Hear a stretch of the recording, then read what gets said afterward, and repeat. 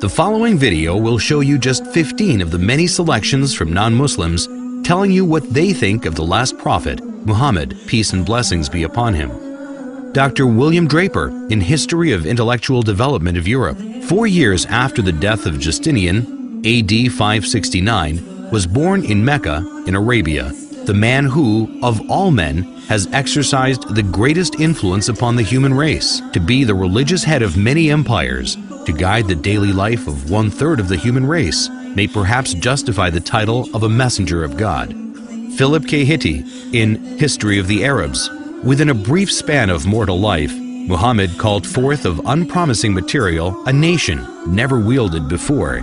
In a country that was hitherto but a geographical expression, he established a religion which in vast areas suppressed Christianity and Judaism, and laid the basis of an empire that was soon to embrace within its far-flung boundaries the fairest provinces in the then civilized world.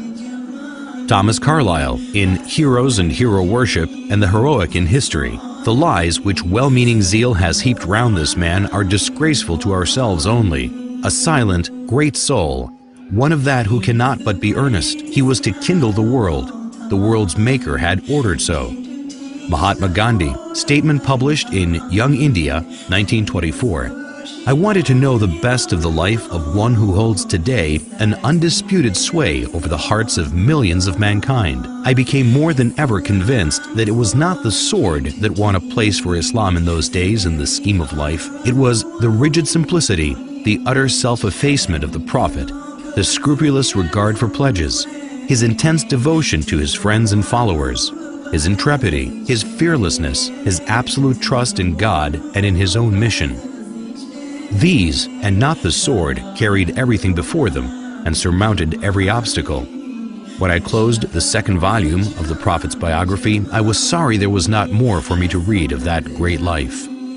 Edward Gibbon and Simon Oakley, in History of the Saracen Empire, London, 1870. The greatest success of Muhammad's life was effected by sheer moral force. It is not the propagation, but the permanency of his religion that deserves our wonder. The same pure and perfect impression which he engraved at Mecca and Medina is preserved after the revolutions of 12 centuries by the Indians, the African and the Turkish proselytes of the Quran. The Mohammedans have uniformly withstood the temptation of reducing the object of their faith and devotion to a level with the senses and imagination of man. I believe in one God, and Muhammad, the Apostle of God, is the simple and invariable profession of Islam. The intellectual image of the deity has never been degraded by any visible idol. The honors of the Prophet have never transgressed the measure of human virtue, and his living precepts have restrained the gratitude of his disciples within the bounds of reason and religion. Reverend Bosworth Smith, in Muhammad and Mohammedanism, London, 1874. Head of the state as well as the church, he was Caesar and Pope in one. But he was Pope without the Pope's pretensions, and Caesar without the legions of Caesar, without a standing army, without a bodyguard, without a police force, without a fixed revenue. If ever a man ruled by a right divine, it was Muhammad, for he had all the powers without their supports. He cared not for the dressings of power. The simplicity of his private life was in keeping with his public life. In Mohammedanism, everything is different here. Instead of the shadowy and the mysterious, we have history. We know of the external history of Muhammad, while for his internal history, after his mission had been proclaimed, we have a book absolutely unique in its origin, in its preservation, on the substantial authority of which no one has ever been able to cast a serious doubt. Gibbon, in The Decline and Fall of the Roman Empire, 1823. The good sense of Muhammad despised the pomp of royalty. The apostle of God submitted to the menial offices of the family. He kindled the fire, swept the floor, milked the ewes, and mended with his own hands his shoes and garments. Disdaining the penance and merit of a hermit, he observed without effort of vanity the abstemious diet of an Arab. De Lacy O'Leary, in Islam at the Crossroads, London, 1923. History makes it clear, however, that the legend of fanatical Muslims sweeping through the world and forcing Islam at the point of sword upon conquered races is one of the most fantastically absurd myths that historians have ever repeated. Sir George Bernard Shaw in The Genuine Islam, Volume 1, Number 8, 1936.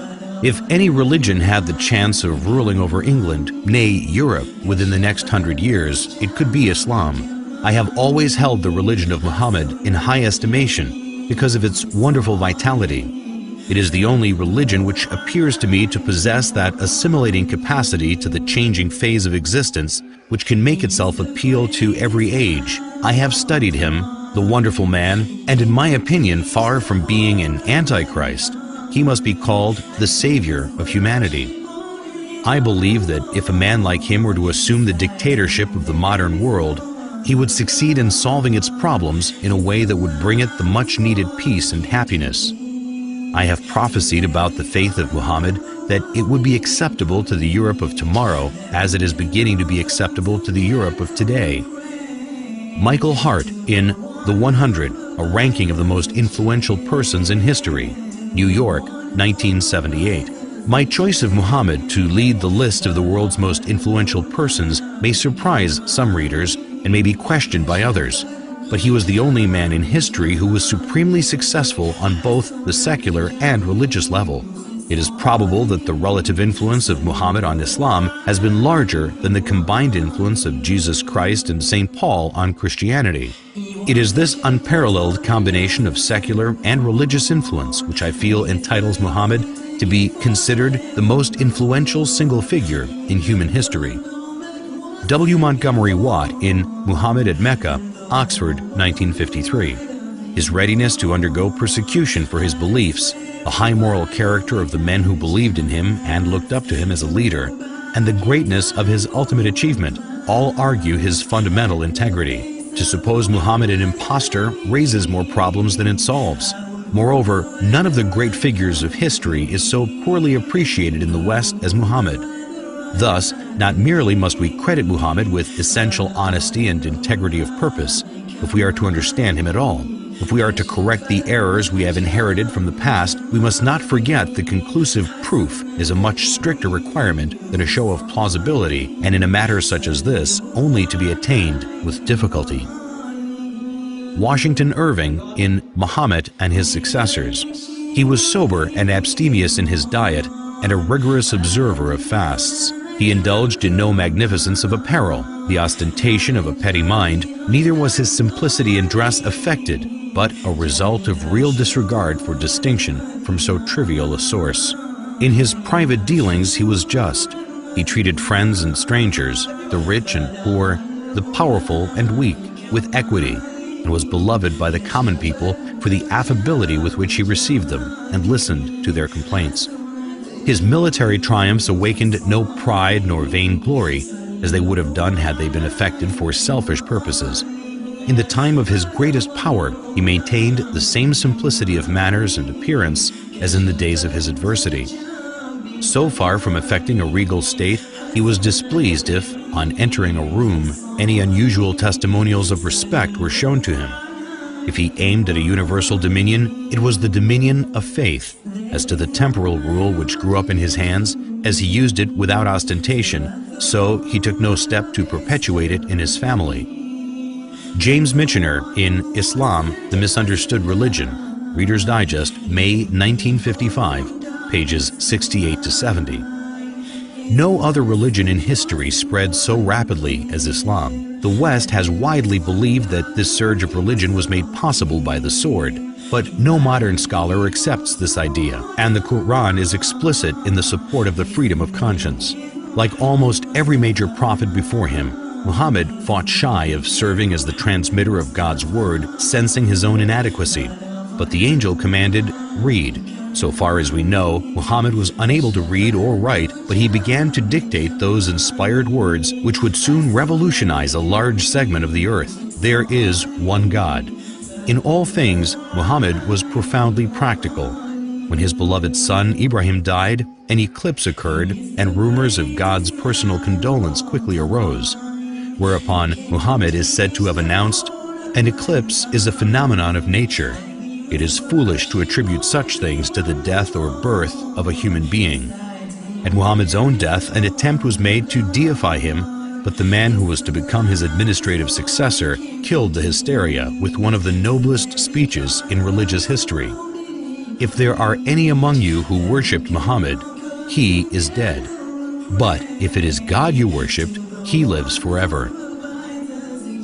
Lawrence E. Brown in The Prospects of Islam, 1944. Incidentally, these well-established facts dispose of the idea, so widely fostered in Christian writings, that the Muslims, wherever they went, forced people to accept Islam at the point of the sword.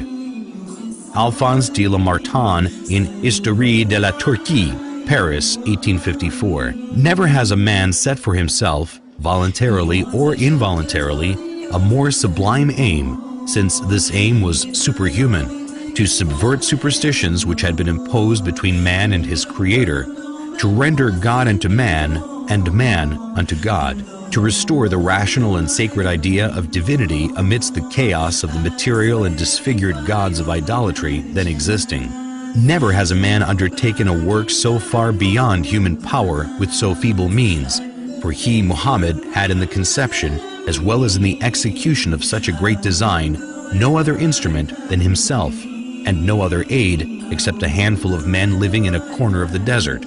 Finally, never has a man accomplished such a huge and lasting revolution in the world, because in less than 2 centuries after its appearance, Islam, in faith and in arms, reigned over the whole of Arabia and conquered in God's name Persia, Khorasan, Transoxania, Western India, Syria, Egypt, Abyssinia, all the known continent of northern Africa, numerous islands of the Mediterranean Sea, Spain, and part of Gaul. If greatness of purpose, smallness of means, and astonishing results are the 3 criteria of a human genius, who could dare compare any great man in history with Muhammad?